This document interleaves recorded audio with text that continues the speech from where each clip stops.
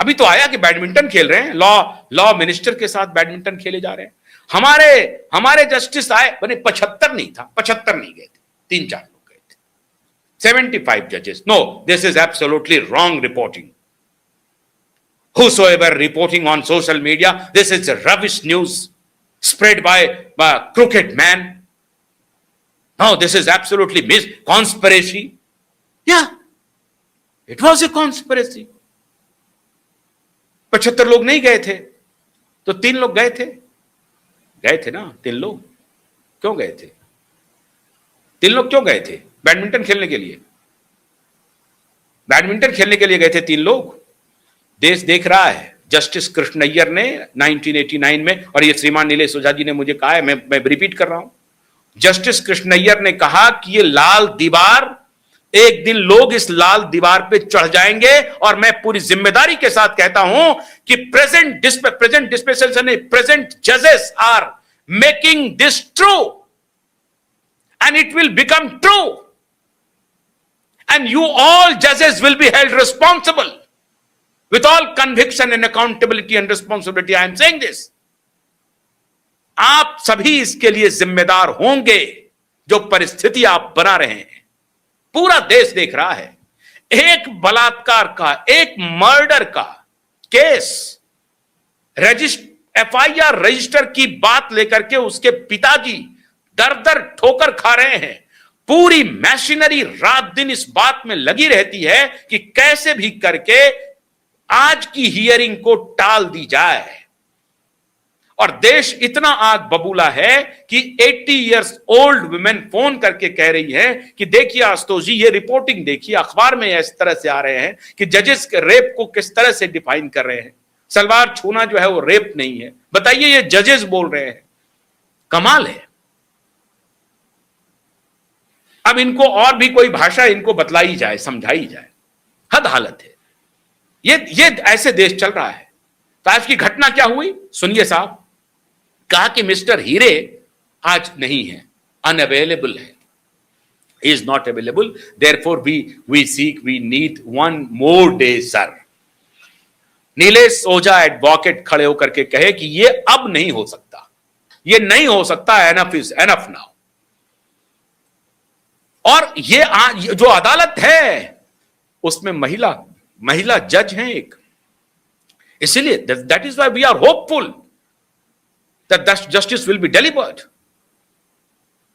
उन्होंने strong objection लिया तो कहा कि अच्छा, ये लास्ट चांस हम देते हैं, the last chance given by the honourable जजेस, 2 बेंच है, लास्ट चांस दिया तो अगली तारीख 3 अगस्त की मिल गई।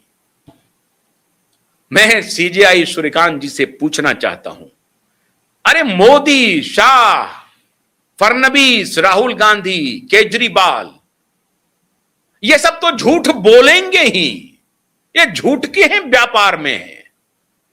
दे are liars of highest order. Is there any confusion? No, we don't have any confusion. They are liars of highest order. They lied. पूरी दुनिया जानती है। लेकिन चीफ जस्टिस, आपके हाथ में तो न्याय का ध्वज है, आपके हाथ में तो फंक्शनल डेमोक्रेसी का ध्वज है, एंड फंक्शनल डेमोक्रेसी का सबसे बड़ा नमूना फंक्शनल जुडिशरी है, डीएक्टिवेटेड जुडिशरी नहीं है। Where is your activism? Activism for whose sake? बड़े बड़े लॉयर जो पॉडकास्ट कर रहे हैं, श्रीमान सिब्बल जी, वो किधर हैं? Where is Abhishek Manu Singhvi, who declares his income tax return 1000 crore? वाह, 1000 करोड़ का एसेट है साहब इनका, 1000 करोड़ है लॉयर। और सिब्बल साहब चर्चा नहीं कर रहे हैं इस पर। अभी कोई मुस्लिम हिंदू वाला कोई खेल होता ना, ये पूरी चौकड़ी, ये पूरी जमात बैठ जाती और कहने लगती कि डेमोक्रेसी खत्म हो गया, जुडिशरी खतरे में है, सब कुछ खतरे में है। अरे सिब्बल बोलो तो सही, अरे सिंघवी बोलो तो सही, मुंह खोलो तो सही। मुंह में दही जमा है क्या? बोलो आकर के, बोलो ये केस किससे जुड़ा है? चूंकि ये केस आदित्य ठाकरे और उद्धव ठाकरे के बेटे से जुड़ा है, आदित्य ठाकरे से जुड़ा है, सबके मुंह में दही जम गया है, सारा चुप हो गया, मीडिया भी चुप है, चिल्लाने वाली मीडिया भी चुप, गाउन गायब खायब खत्म। वो चाकरी में लग गए, अब चाकरी में प्रधानमंत्री की चाकरी, सबकी चाकरी करते रहो करते रहो करते रहो, और चाकरी के बदले में मिलता रहेगा, लेते जाओ, खाते जाओ, पीते जाओ। क्वाइब नेटवर्क न रुका है न रुकेगा, डंके की चोट पर धनिया बोएगा। इन लायर्स, इन बेईमानों, इन भ्रष्टाचारियों के खिलाफ और मैं ये कहना चाहता हूं पूरी जिम्मेदारी से कि देख लीजिए, आरोपी अपराधी अगर बच के निकल गए तो ये देश पूरा देख रहा है। 15 मिनट का केस 15 महीने से ऊपर हो चुका है। क्वाइब नेटवर्क को कोई फायदा नहीं हो रहा है, जीरो। ये लड़ाई है, विश्वास की लड़ाई है, चेतना बनाम अचेतना की लड़ाई है। जो चैतन्य नहीं है उसके खिलाफ लड़ाई है।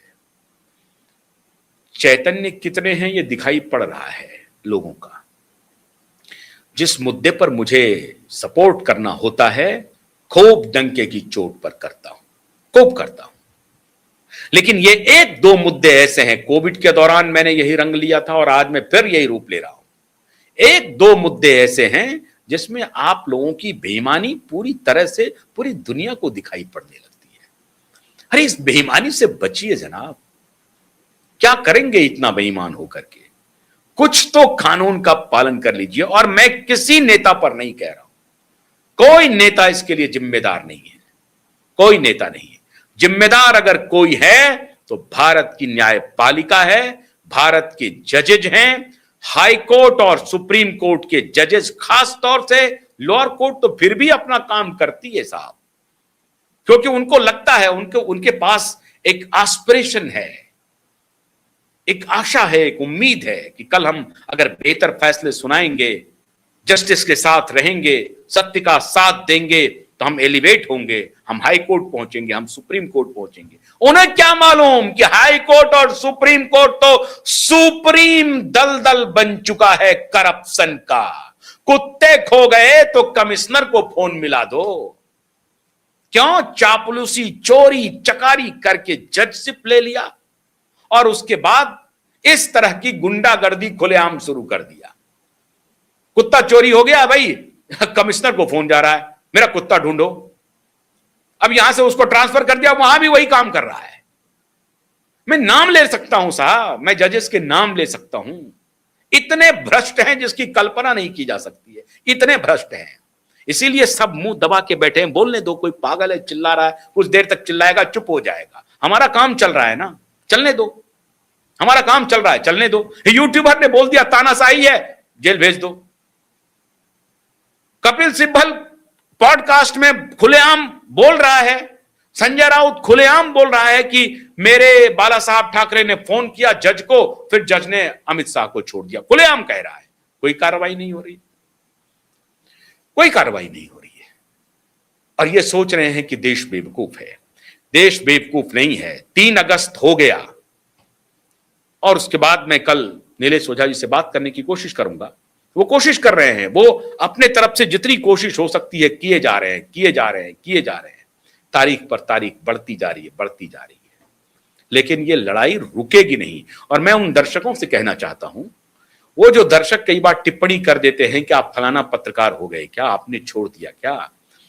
पहले ये लिखने के पहले ना मेरी हिस्ट्री, मेरी कुंडली निकाल करके देख लिया करिए, समझे कि नहीं। किसी नेता के दरवाजे पर क्वाइब नेटवर्क और आशुतोष पाठक चाकरी नहीं किया, न करेगा।